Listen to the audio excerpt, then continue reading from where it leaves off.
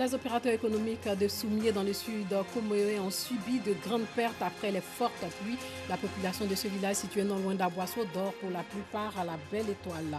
Et puis Kaïs Saïed, le nouveau président de la Tunisie, il a été élu avec plus de 72% des voix lors du second tour de la présidentielle de dimanche. Le taux de participation est de 55%. Bonsoir et bienvenue dans le journal. Les habitants du village de Soumié dans le département d'Aboisseau ont tout perdu après les fortes pluies. Plusieurs localités de la région du Sud Comoé ont fait les frais de la fureur de la nature. Aujourd'hui encore, les eaux sont présentes dans les cours et maisons de ce village. Le village de Soumié sous les eaux. Les populations de ce village, la sous-préfecture d'Adaou dans le département d'Aboisseau ont été surprises à leur réveil ce dimanche 13 octobre 2019 par la montée des eaux de la rivière Soumié. À 6 h du matin, nous on a prié dans ce mosquée-là. Moi-même, je suis venu prier dans ce mosquée-là. Arrivé à la maison, maintenant, je vois, j'ai dit à ma femme, il faut commencer à t'apprêter à cause de l'eau. Elle a commencé à tourner. Maintenant, fait qu'elle a mis en train de chauffer eau, elle allait tourner, elle a éteint. Maintenant, on a commencé à ramasser les affaires, on n'a pas ramassé du tout. Jusqu'à présent, voilà ce qui s'est arrivé. Heureusement que c'est ce matin que l'eau a totalement pris le village. Si c'était dans la nuit, c'est la première fois. Depuis que nous sommes nés, on n'a jamais vu ça. Cette situation est lourde de conséquences pour les habitants de ce village de l'axe Grand Bassam à Boisseau, en particulier pour les opérateurs économiques. De nombreuses pertes sont enregistrées chez les agriculteurs de ce village. Les populations ont tout abandonné pour trouver refuge pour certains sur la voie principale et pour d'autres dans les villages voisins. Si le niveau de l'eau a baissé ce lundi matin, les véhicules ralliant la ville d'Aboisseau depuis Abidjan et dans le sens contraire circulent encore difficilement. Prudence est donc demandée aux automobilistes qui empruntent cette route internationale qui doivent aussi affronter la montée des eaux au niveau du village d'Ayaou, à l'entrée de la ville de Bonois, en venant du Grand Bassam.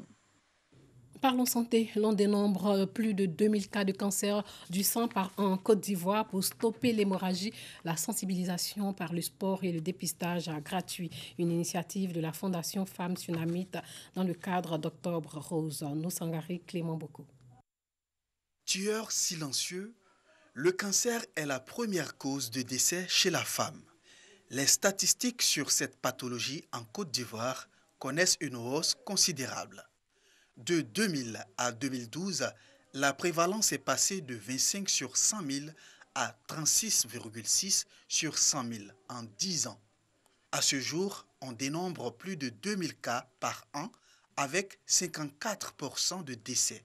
Le cancer, en fait, c'est une maladie de la cellule. C'est une cellule qui va se mettre donc à se multiplier de façon anormale, de façon anarchique.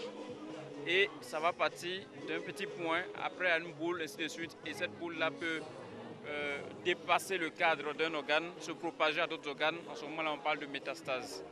Les facteurs de risque sont multiples. Une jeune fille qui a ses règles de façon précoce, une femme qui n'aura pas d'enfant, une femme donc, qui va avoir une ménopause tardive, ou encore une femme qui va rester sous les pilules, qui va prendre des pilules au-delà de 5 ans, sera plus exposée, plus à risque de développer un cancer du sein par rapport à celle qui n'a pas présenté ces éléments. Ce n'est pas tout, il y a l'hérédité. Une femme qui a une tante, une maman, une sœur qui a fait le cancer du sein est aussi à risque de développer un cancer du sein. Il est donc temps de vaincre la pathologie. La sensibilisation par le sport et le dépistage gratuit, deux moyens choisis par la Fondation Femmes Tsunamite pour lutter contre le cancer du sein.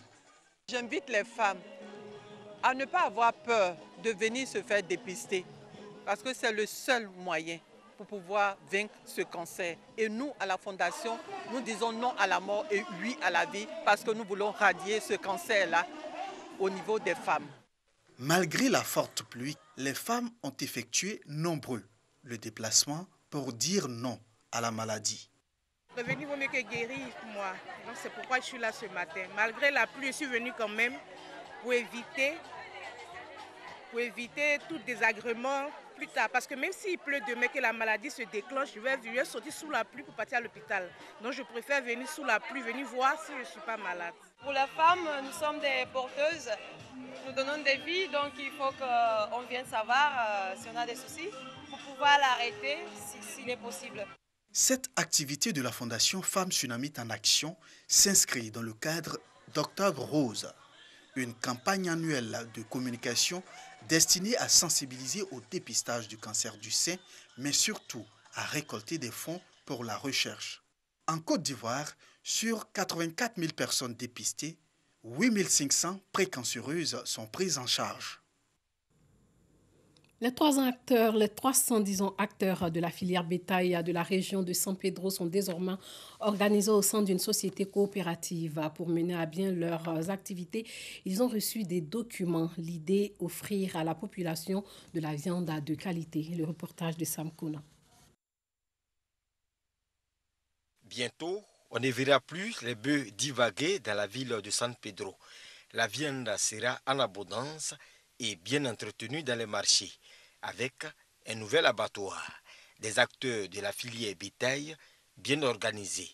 C'est ce que promet le nouveau bureau de la Société coopérative simplifiée des marchands de bétail de la région de San Pedro, qui vient de recevoir les documents à la suite de son installation.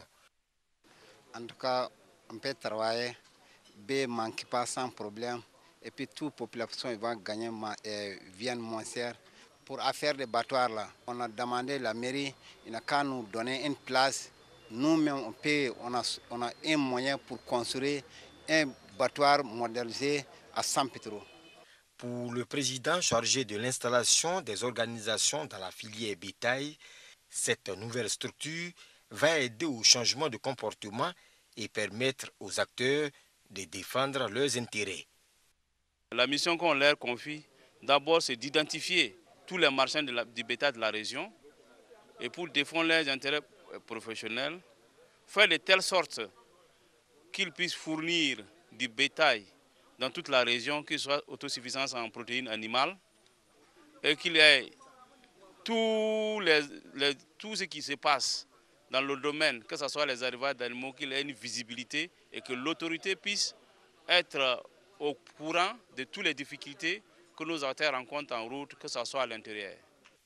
Les autorités préfectorales et municipales de San Pedro ont promis aider la filière bétail afin de mieux servir les populations.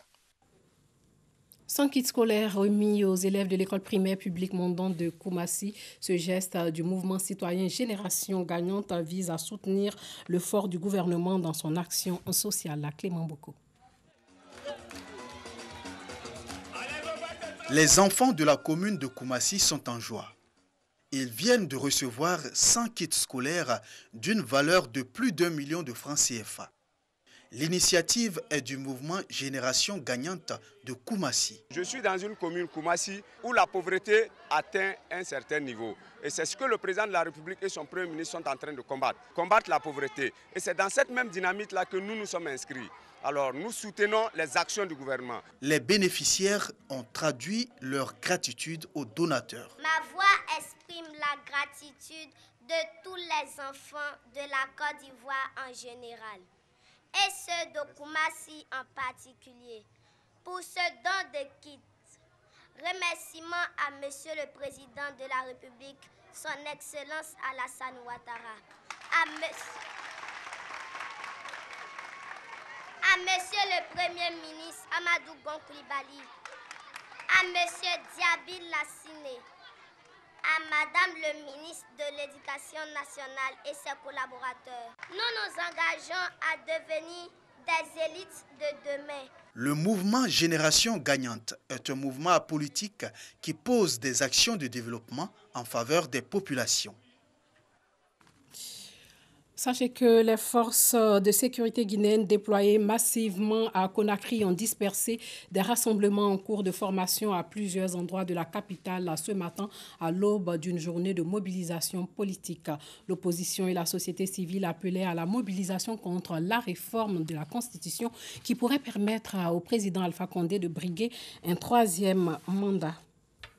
La Cour suprême de Guinée-Bissau, elle a validé aujourd'hui les dossiers de candidature de 12 des 19 prétendants à l'élection présidentielle prévue le 24 novembre prochain, dont ceux du président sortant José Mario Bassa et des représentants des principales forces politiques de ce pays en crise.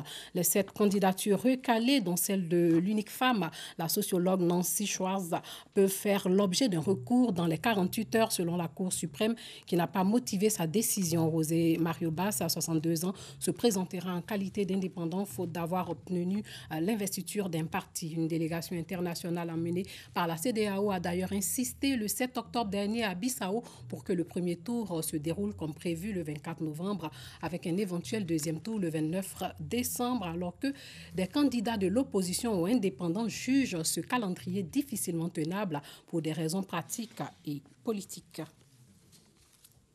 Kais Saied a été élu président de la Tunisie avec plus de 72% des voix lors du second tour de la présidentielle dimanche.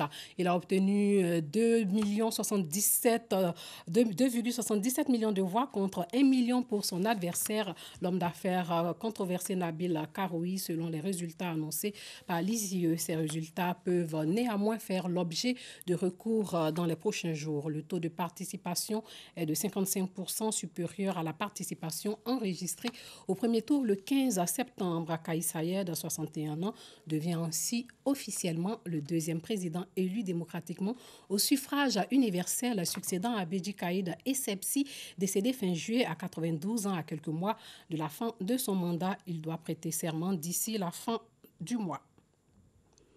Les Équato-Guinéens, les Équatoriens sont descendus dans la rue dans la nuit de dimanche à lundi pour célébrer l'accord conclu entre le gouvernement et le mouvement indigène pour sortir de la crise sociale sans précédent qui paralyse le pays depuis maintenant 12 jours grâce au retrait du décret controversé supprimant les subventions au carburant.